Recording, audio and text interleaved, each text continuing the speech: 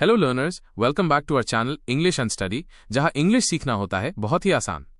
क्या आपने कभी सोचा है कि हम अक्सर हिंदी में कहते हैं तुम्हें क्रिकेट खेलने तक सीमित नहीं होना चाहिए, वो नाचने तक सीमित नहीं रह सकता है, वो खाना बनाने तक सीमित हुआ करती थी। लेकिन जब इन्हें इंग्लिश में बोलना होता है तो हम अटक जाते हैं। तो चिंता मत कीजिए, आज के इस वीडियो में हम सीखेंगे कि ऐसे वाक्यों को परफेक्ट इंग्लिश में कैसे बोलें और फ्रेजेस जैसे लिमिटेड टू, कन्फाइंड टू को सही जगह कैसे यूज करें। तो बने रहिए इस वीडियो के अंत तक मेरे साथ, क्योंकि इन वाक्यों की इंग्लिश बोलना है बहुत ही आसान और वो भी नेचुरल इंग्लिश में। तो चलिए बिना समय गवाए वीडियो शुरू करते हैं। तो सबसे पहले देखते हैं तक सीमित। तो तक सीमित की इंग्लिश लिमिटेड टू होती है। अब जैसे खाने तक सीमित तो लिमिटेड टू ईटिंग या कन्फाइंड टू ईटिंग। बोलने तक सीमित तो लिमिटेड टू स्पीकिंग या कन्फाइंड टू स्पीकिंग। नाचने तक सीमित तो लिमिटेड टू डांसिंग या कन्फाइंड टू डांसिंग इंग्लिश होगी। एक खास बात ध्यान रखोगे, लिमिटेड टू या कन्फाइंड टू के बाद यदि कोई वर्ब आती है तो वर्ब का आईएनजी फॉर्म लिखते हैं, जैसे एग्जाम्पल्स में देख सकते हो।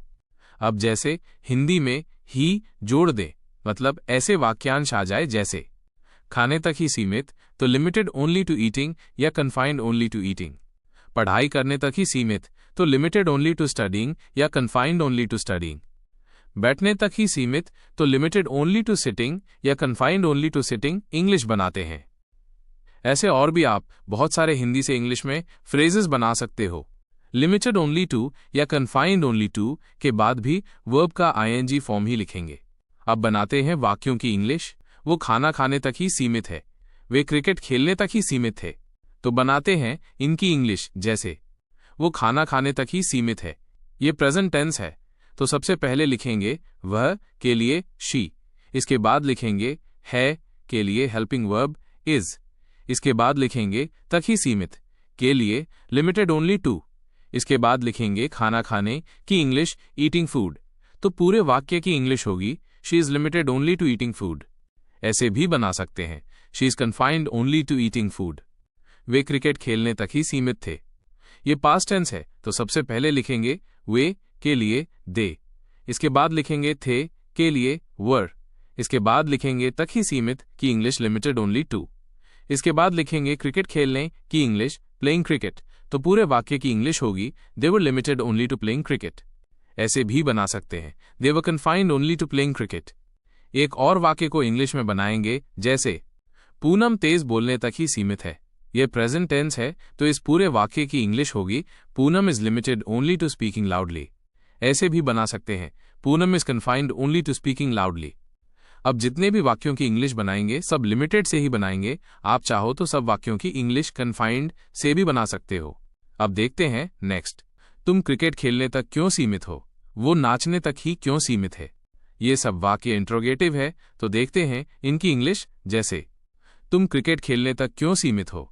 ये प्रेजेंट टेंस है, तो सबसे पहले लिखेंगे क्यों के लिए वाई, इसके बाद लिखेंगे हो के लिए आर, इसके बाद लिखेंगे तुम के लिए यू, इसके बाद लिखेंगे तक सीमित के लिए लिमिटेड टू, इसके बाद लिखेंगे क्रिकेट खेलने की इंग्लिश प्लेइंग क्रिकेट। तो पूरे वाक्य की इंग्लिश होगी why are you limited to playing cricket. वे दौड़ने तक ही क्यों सीमित थे।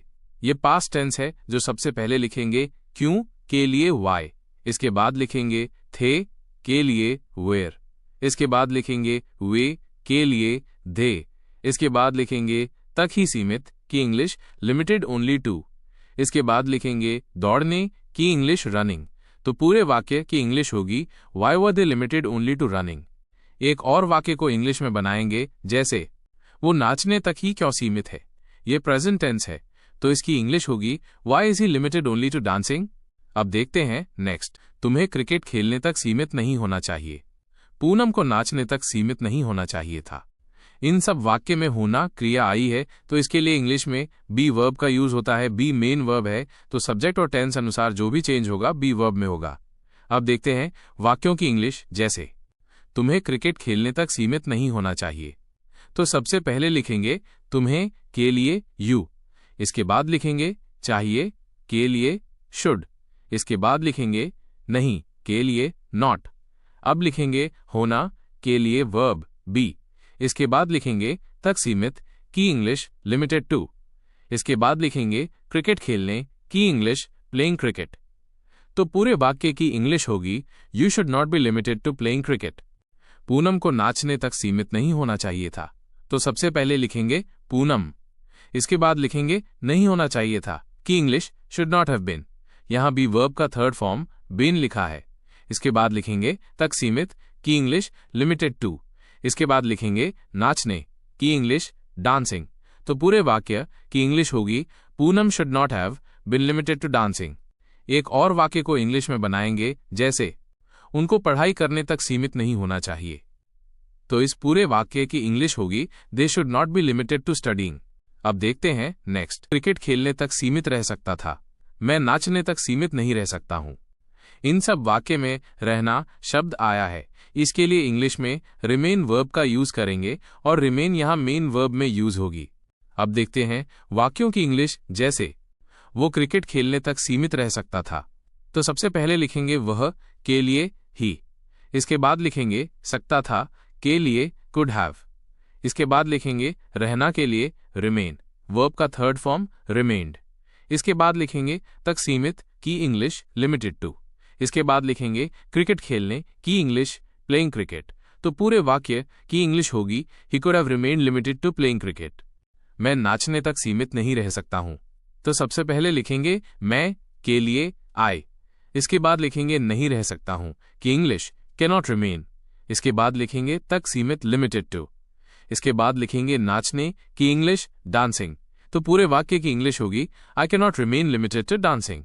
एक और वाक्य को इंग्लिश में बनाएंगे जैसे वे पढ़ाई करने तक सीमित रह सकते थे।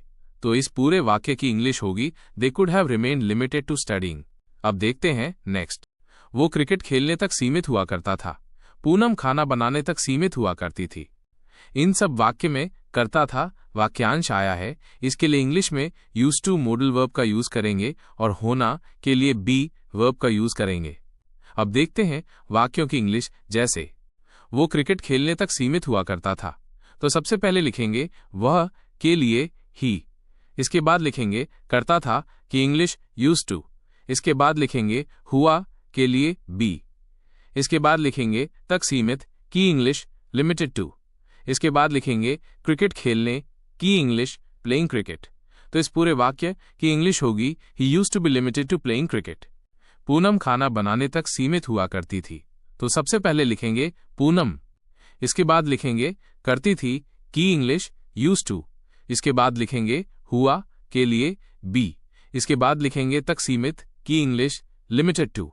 इसके बाद लिखेंगे खाना बनाने की इंग्लिश कुकिंग फूड। तो पूरे वाक्य की इंग्लिश होगी Poonam used to be limited to cooking food. एक और वाक्य को इंग्लिश में बनाएंगे जैसे मोहन पढ़ाई करने तक सीमित हुआ करता था।